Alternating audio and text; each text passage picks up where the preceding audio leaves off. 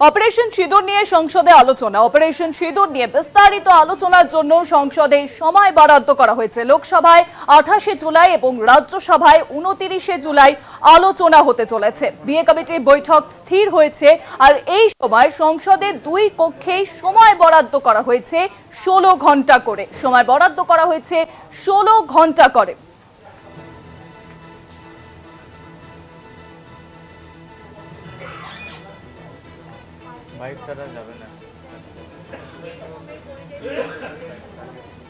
Operation সিঁদুর নিয়ে কিন্তু এবার সংসদে আলোচনা। অপারেশন সিঁদুর নিয়ে অবশেষে আলোচনা হতে চলেছে। বিস্তারিত আলোচনার জন্য সংসদে সময় বরাদ্দ করা হয়েছে। লোকসভায় 28শে জুলাই হবে আলোচনা এবং পাশাপাশি রাজ্যসভায় 29শে জুলাই হতে চলেছে আলোচনা। বিএ কমিটির বৈঠকে স্থির হয়েছে এই সময়। সংসদে দুই কক্ষেই সময় বরাদ্দ করা হয়েছে 16 ঘন্টা করে।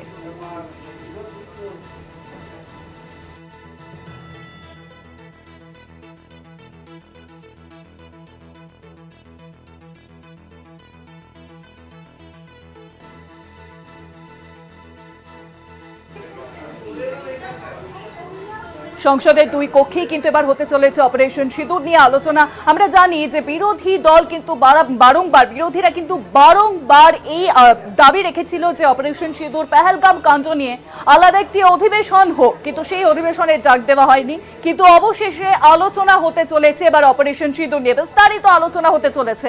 সংসদে সময় বরাদ্দও করা হয়েছে। লোকসভায় 28শে জুলাই হবে সেই আলোচনা এবং রাজ্যসভায় 29শে জুলাই হতে চলেছে আলোচনা। আরো জানবো, এখন ফোন লাইনের সঙ্গে রয়েছেন আমাদের প্রতিনিধি জয়ন্ত চৌধুরী। জয়ন্ত দা, হ্যাঁ, এটা একটা সেই অর্থে বিরোধীদের একটা নৈতিক জয় বলতে হবে যে আলোচনার জন্য একটা বড় সময়, 16 ঘন্টা খুব কম নয়, একটা বড় সময় বরাদ্দ করতে বাধ্য হয়েছে।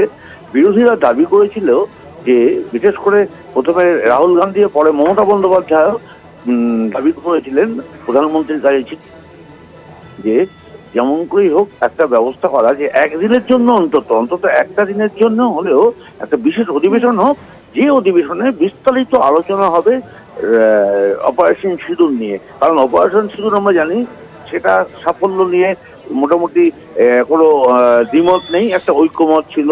সারা দেশের সমস্ত বিরোধীরা এই সংকটের সময় শাসকের পাশে বা সরকারের পাশে ছিল, কিন্তু যেটা নিয়ে বিতর্ক বা একটা ধোঁয়াশা তৈরি হয়েছিল, সেই ধোঁয়াশাটা কাটাবার জন্য যখন বারবার অনুরোধ আসে বিরোধীদের পক্ষ থেকে জলসা করার জন্য শাসকের কাছে, সেটা হচ্ছে যে মার্কিন প্রেসিডেন্ট ডোনাল্ড ট্রাম্প তিনি দাবি করে বসলেন যে সংঘর্ষ বিরতি নাকি তিনিই করিয়েছেন, অর্থাৎ তৃতীয় পক্ষের মধ্যস্থতায় সংঘর্ষ বিরতি হয়েছে।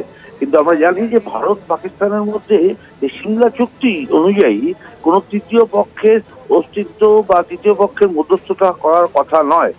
তাহলে সেটা কি? এই যে উনি এই দাবিটা করছেন ট্রাম্প, সেই বিষয়টা প্রকৃত অর্থে কি? কিন্তু তার কোনো ব্যাখ্যা সরকার দেয়নি, এবং একবার না অন্তত 20 তিনি এই দাবি করেছেন, সেই দাবির কোনো ব্যাখ্যা দেয়নি। তা সত্ত্বেও কিন্তু জানতে চাওয়া হয়েছিল যে এইটা নিয়ে কোনো বিবৃতি তিনি দেবেন কিনা। এখন দেখা যাক যে এই দুদিন ধরে রাজ্যসভা এবং প্রথমে লোকসভা, তারপরে রাজ্যসভায় এই আলোচনা হলে সেই আলোচনায় এই প্রসঙ্গে মোদী কিছু বলেন কিনা। অনেক ধন্যবাদ জয়ন্ত দা। ফোন লাইনের সঙ্গে ছিলেন আমাদের প্রতিনিধি জয়ন্ত চৌধুরী।